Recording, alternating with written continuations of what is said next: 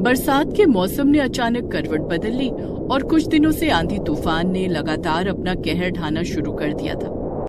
लगता है आज फिर आंधी तूफान आ गया है। रोज रोज आंधी तूफान ने घर में खाना बनाना मुश्किल कर दिया है। पूनम जल्दी से खिड़की पर लगा बोरे का पर्दा गिरा देती है, लेकिन तब तक बाहर की धूल और गंदगी घर के अंदर आ चुकी थी। पूनम ने देखा कि चूल्हे पर चढ़ी कढ़ाई में कुछ कंकड़ पत्थर गिरे हुए थे। हे भगवान, आज फिर सब्जी में कंकड़ पत्थर गिर गए। कल भी यही हुआ था और घर का कोई सदस्य एक निवाला तक नहीं खा सका था। पूनम सब्जी में से कंकड़ और पत्थर निकालकर फेंक देती है। खाना बनाकर वो सबके लिए खाना लगाती है। जब घर के सभी लोग खाना शुरू करते हैं, पूनम बहू, सब्जी में कितनी मिट्टी है, दांतों के नीचे मिट्टी लग रही है। मैंने तो सब्जी को अच्छी तरह से धोया था, लेकिन बाहर बहुत जोर की आंधी तूफान आ रही थी। लगता है सब्जी में धूल मिट्टी पड़ गई है।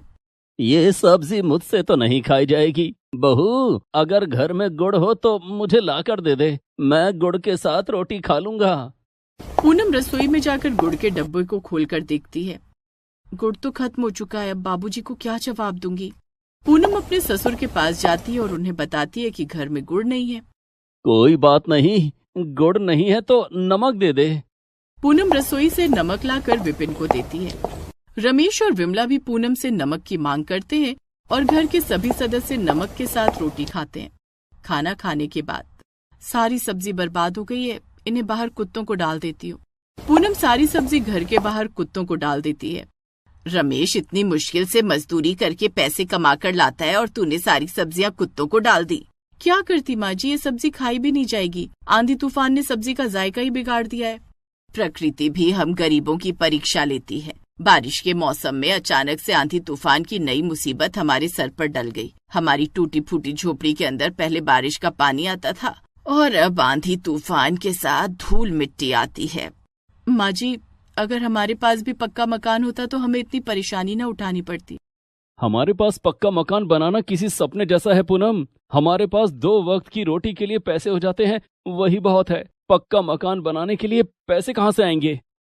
पूनम के घर के हालात बद से बदतर हो गए थे। झोपड़ी में कई जगहों पर छेद हो गई थी और खिड़की का पल्ला भी टूट गया था, जिस पर उसने एक फटी पुरानी बोरी टांग दी थी।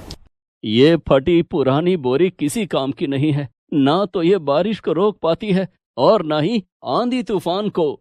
बाबूजी, मैं घर की मरम्मत का इंतजाम करती हूँ। हमें बहुत जल्द आंधी तूफान के प्रकोप से छुटकारा मिल जाएगा।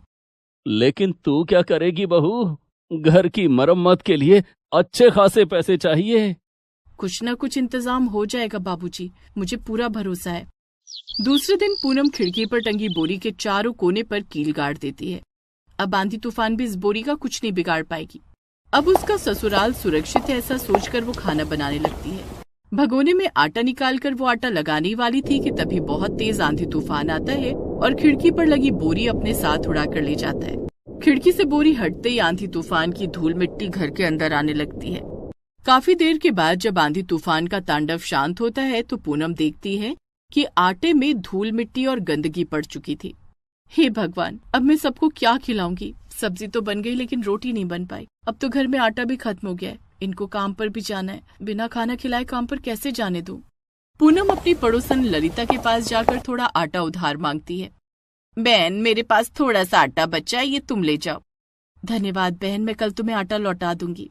अरे नहीं बहन, कैसी बात कर रही हो, मुझे आटा नहीं चाहिए। पूनम आटा लेकर घर आती है और रोटियां बनाती है। आटा बहुत थोड़ा सा था, जिससे सिर्फ 6 रोटियां बन पाती हैं। 6 रोटियां ही बन पाई हैं। 2-2 रोटियां सबको खिला देती हूँ।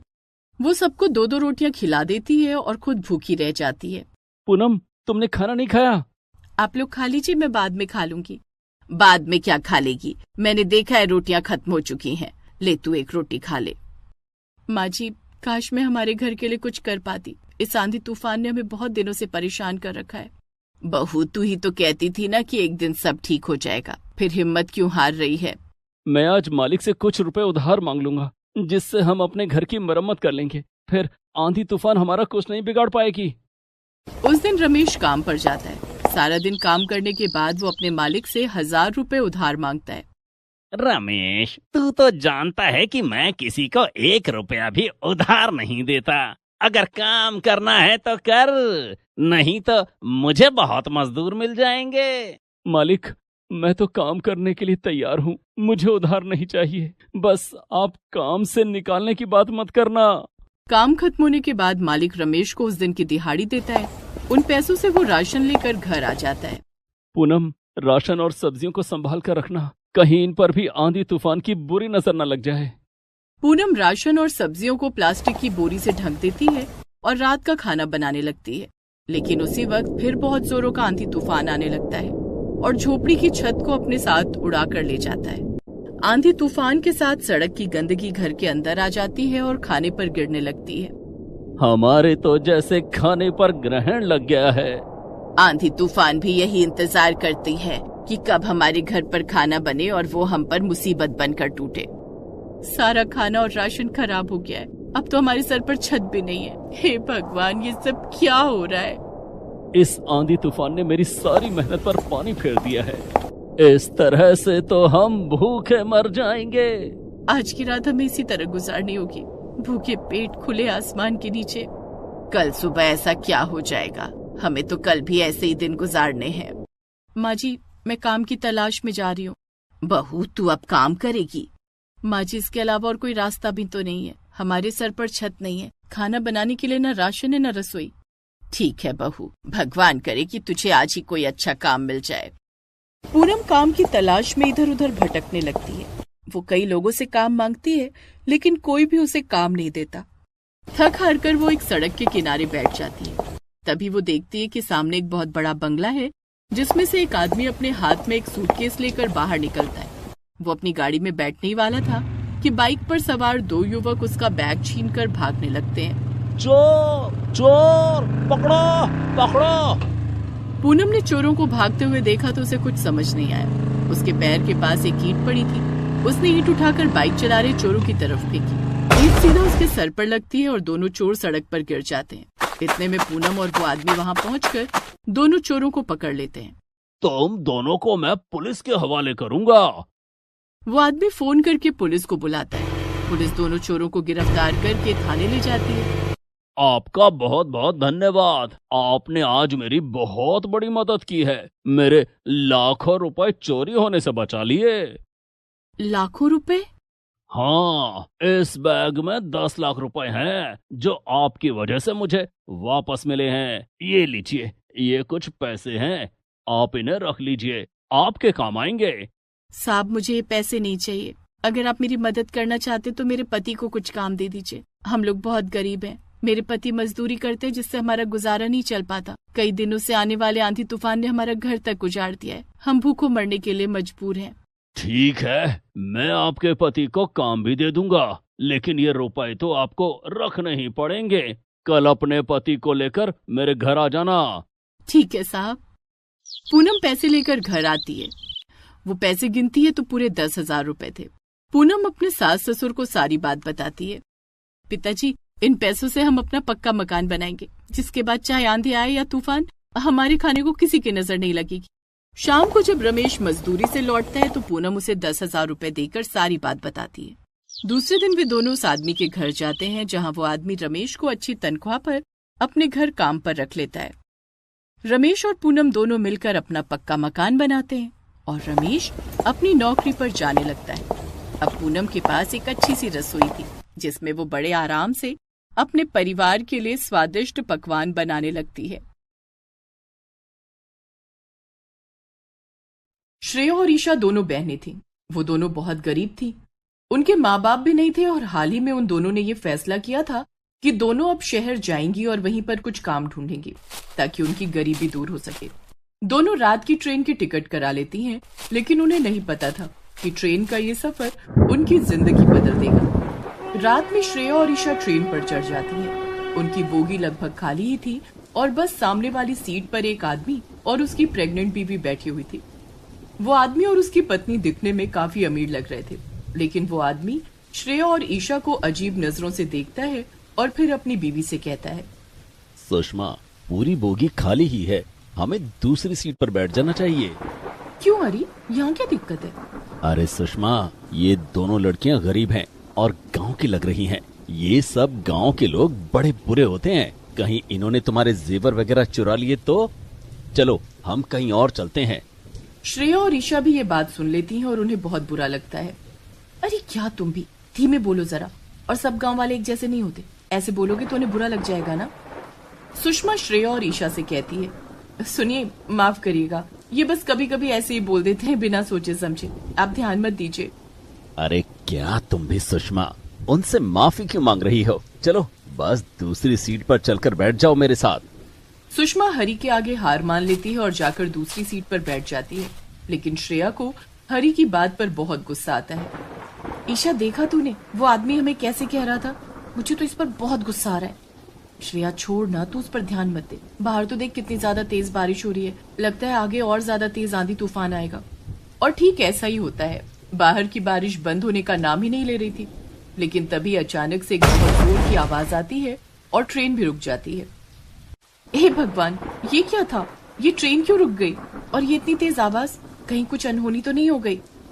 ईशा, मुझे तो बड़ा डर लग रहा है, बाहर इतनी तेज बारिश और ये ऐसे अंधेरे सुनसान इलाके में ट्रेन रुक गई, ये तो बिल्कुल भी अच्छा नहीं है। हरी ट्रेन की खिड़की से बाहर झांकता है और कहता है, ये तो कोई स्टेशन भी नहीं है, फिर यहाँ क्यों रुकी है ट्रेन? तभी आगे की बोगी से एक आदमी भागता हुआ आता है। उसके सर पर चोट लगी हुई थी और खून बह रहा था। हरी उसे रोक कर कहता है, अरे भाई क्या हुआ, तुम्हें चोट कैसे लगी और तुम भाग क्यों रहे हो? अरे भैया, ट्रेन के आगे के डब्बों का एक्सीडेंट हो गया है। वो तो अच्छा था कि ज्यादा लोग नहीं थे, मगर ड्राइवर बहुत बुरी तरह घायल हुआ है और कई लोगों को चोटें भी आई हैं, इसीलिए ट्रेन यहाँ रुक गई। ये सुनकर श्रेया, ईशा, सुषमा और हरी सब घबरा जाते हैं। हे भगवान, अब क्या होगा? बाहर इतनी जोरों की बारिश और तूफान है, अब हम कहाँ जाएंगे? पर भाई, तुम कहाँ भाग रहे हो? वो तो मुझे भी नहीं पता, मैं बहुत डर गया था और मुझे कुछ समझ नहीं आया, इसलिए पीछे के डिब्बों की तरफ भागने लगा।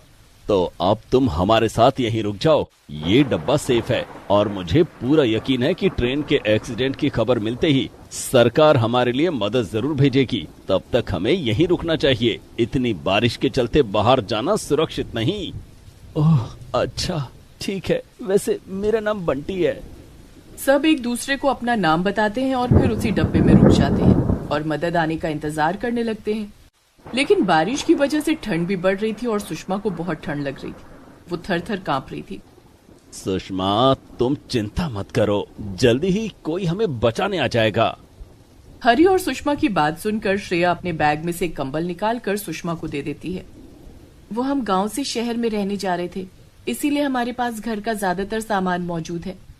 देखा तुमने हरी, तुमने शुरू में इन्हें कैसा समझा था, मगर ये लोग कितने अच्छे हैं। मैंने कहा था ना, इतनी जल्दी किसी को कुछ भी नहीं कहना चाहिए। आप दोनों मुझे माफ कर दीजिए, मैंने आप लोगों को बुरा भला कहा था। नहीं, कोई बात नहीं, अब हम मुसीबत में हैं तो हमें एक दूसरे की मदद तो करनी ही चाहिए, वैसे भी इंसान ही तो इंसान के काम आते हैं। श्रेया और हरी बातें कर ही रहे थे कि तभी अचानक से सुषमा के पेट में जोरों का दर्द होने लगता है। वो 8 महीने की प्रेग्नेंट थी। हरी, मेरे पेट में अचानक से बहुत तेज दर्द हो रहा है, लगता है समय आ गया है हरी, जल्दी से कुछ करो वरना दर्द से मैं मर जाऊंगी। क्या? मगर अभी तो बस 8 महीने ही हुए हैं और हम हॉस्पिटल कैसे जाएंगे सुषमा? बाहर तो बड़ी तेज बारिश हो रही है, ऐसे में कुछ अनहोनी हो गई तो? दीदी, सुषमा दीदी, आप चिंता मत करो। हरी भैया, मंटी भैया, आप दोनों कुछ देर के लिए बाजू वाले डिब्बे में चले जाइए, हमें अभी की अभी बच्चे की डिलीवरी करनी होगी। क्या? मगर तुम दोनों ये कर तो लोगी ना? देखो, मेरी पत्नी या बच्चे को कुछ नहीं होना चाहिए। हाँ, हम कर लेंगे, गांव में ऐसा अक्सर होता है, हमने देखा है दाई माँ को बच्चे की डिलीवरी कराते हुए। और फिर अब हमारे पास कोई और चारा भी तो नहीं है ना, इतनी बारिश में हॉस्पिटल कैसे जाएंगे? और हमें तो ये भी नहीं पता कि ये जगह कौन सी और यहाँ हॉस्पिटल है भी या नहीं। अच्छा ठीक है हरी भाई, चलो, हमें ज्यादा देर नहीं करनी चाहिए, सुषमा भाभी को दर्द हो रहा है। बंटी हरी को लेकर दूसरे डब्बे में चला जाता है और श्रेया और ईशा सुषमा को लिटा देती हैं। सुषमा दीदी, चिंता मत करो, थोड़ी देर में सब ठीक हो जाएगा। श्रेया और ईशा मिलकर सुषमा की डिलीवरी करा देती हैं। थोड़ी ही देर में एक छोटी सी बच्ची के रोने की आवाज आने लगती है, जिसे सुनकर हरी खुश होकर वापस इसी डिब्बे में आ जाता है। हरी और सुषमा को एक प्यारी सी बच्ची हुई थी। हरी अपनी बच्ची को गोद में उठा लेता है और कहता है, तुम दोनों का बहुत बहुत शुक्रिया श्रेया और ईशा, मैं तुम्हारा एहसान कभी नहीं भूलूंगा। अरे कोई बात नहीं, और हमने मिलकर सुषमा दीदी के कपड़े भी बदल दिए, और ये जगह भी साफ कर दी है। अब बस जल्दी से हमारे लिए सरकार मदद भेज दे और हम इस तूफान से आजाद हो जाएं। लेकिन तभी बंटी अपना फोन चेक करता है और परेशान होकर कहता है, एक बुरी खबर है। अभी अभी मैंने अपने फोन पर न्यूज देखी। सरकार मदद तो भेजना चाहती है, मगर तेज तूफान के चलते उन्हें हमारी मदद के लिए आने में लगभग 2 दिन लग जाएंगे। क्या 2 दिन? मगर 2 दिन हम इस ट्रेन में कैसे रहेंगे? चिंता मत करो दीदी, रह लेंगे, रहना ही पड़ेगा। हमारे पास अब बस एक ही तरीका बचा है। और वो क्या? हमें इस ट्रेन के डब्बे को ही 2 दिन के लिए अपना घर बनाना पड़ेगा। हमारे पास घर का लगभग सारा सामान है। जितना भी खाना पीना है हम उसे संभाल कर इस्तेमाल करेंगे। बच्ची के लिए दूध भी है। हम इस बोगी को ही अच्छे से साफ सुथरा करके यहीं रुकेंगे। हाँ, ईशा सही कह रही है, बस हमें मिलकर काम करना होगा। ठीक है, फिर मैं अभी आता हूँ। मैंने आगे वाली एक बोगी में देखा था कि वहाँ पर कई सारी पानी की बोतल रखी हुई थी और साथ में चिप्स के कुछ पैकेट भी। मैं उन्हें ले आता हूँ हमारे खाने के लिए। और हाँ, हमारे पास टिफिन है, उसमें रोटी सब्जी रखी हुई है। साथ ही हमारे पास एक छोटा सा स्टोव भी है और बर्तन भी। साथ ही हमारे पास दाल चावल भी है, हम उसे पका कर खा भी सकते हैं। 2 दिन हमें खाने की कोई परेशानी नहीं होगी। हाँ, और बाथरूम तो यहाँ है ही। बस अब जल्दी से बारिश रुक जाए और सरकार हमारे लिए मदद भेज दे। फिर क्या था, सब अपने अपने काम में लग जाते हैं। बंटी चिप्स के पैकेट और पानी की कई सारी बोतलें लेकर आता है और ईशा श्रेया मिलकर अपने छोटे से स्टोव पर दाल चावल बना लेती हैं। सब लोग मिलकर खाना खा लेते हैं और आराम करने लगते हैं। कब सबकी आंख लग जाती है पता ही नहीं चलता। सुबह हो जाती है और सबकी नींद खुल जाती है। ईशा और श्रेया खिड़की से बाहर देखती हैं, मगर अब भी बारिश रुकी नहीं थी। तेज हवाएं चल रही थी और किसी के आने की कोई खबर नहीं थी। लेकिन तभी उनकी नजर हरी पर पड़ती है। हरी स्टोव के पास बैठकर सबके लिए चाय बना रहा था। अरे हरी भैया, आप क्यों कर रहे हैं? हम कर देते ना। अरे कोई बात नहीं, मैं भी बहुत अच्छी चाय बनाता हूँ। हाँ सही कहा, हरी बहुत अच्छी चाय बनाते हैं। एक बार इनके हाथ की चाय पी लोगी तो मजा आ जाएगा। शहर में मेरा बहुत बड़ा रेस्टोरेंट है, मुझे भी सब बनाना आता है। वैसे तुम दोनों गांव से शहर क्यों जा रही थी? वो हरी भैया, हाल ही में हमारे माँ बाप गुजर गए। हम बहुत गरीब हैं, इसलिए हमने फैसला किया था कि अब गांव छोड़कर हमेशा के लिए हम शहर चले जाएंगे और वहीं कोई नौकरी ढूंढेंगे। अच्छा, तो तुम लोगों ने कुछ सोचा? कहाँ रुकोगे, क्या करोगे? इतने बड़े शहर में ऐसे अकेले रहना आसान बात नहीं है। नहीं, अभी तक तो नहीं। अभी तो बस हम गांव से बाहर जाने के लिए निकल पड़े हैं। आगे जो ऊपर वाला चाहेगा वो होगा। अरे ये तो अच्छी बात है। मेरा मतलब है, एक बार हम सब यहाँ से निकल जाए तो तुम दोनों आकर हमारे घर में रह सकती हो। हाँ, और तुम दोनों मेरे रेस्टोरेंट में नौकरी भी कर सकती हो। कैसा रहेगा? क्या? मगर हम कैसे? आपका रेस्टोरेंट तो कितना बड़ा होगा।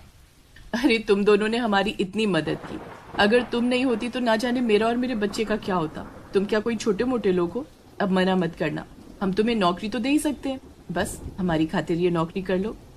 अच्छा ठीक है, मगर पहले हम यहाँ से निकल तो जाएं, फिर आप लोग जैसा कहेंगे वैसा ही होगा। देखते ही देखते मुश्किल के ये 2 दिन कैसे कट जाते हैं पता ही नहीं चलता। तीसरे दिन सरकार की तरफ से लोग मदद के लिए आ जाते हैं और ईशा, श्रेया, हरी, सुषमा, उसकी बच्ची और बंटी को सुरक्षित ट्रेन से निकालकर शहर भिजवा देते हैं। शहर पहुंचकर ईशा और श्रेया हरी और सुषमा के घर में रुकते हैं और हरी उन्हें अपने रेस्टोरेंट में नौकरी भी दे देता है। इस तरह एक एक्सीडेंट उन सब की जिंदगी बदल देता है। Please subscribe this channel.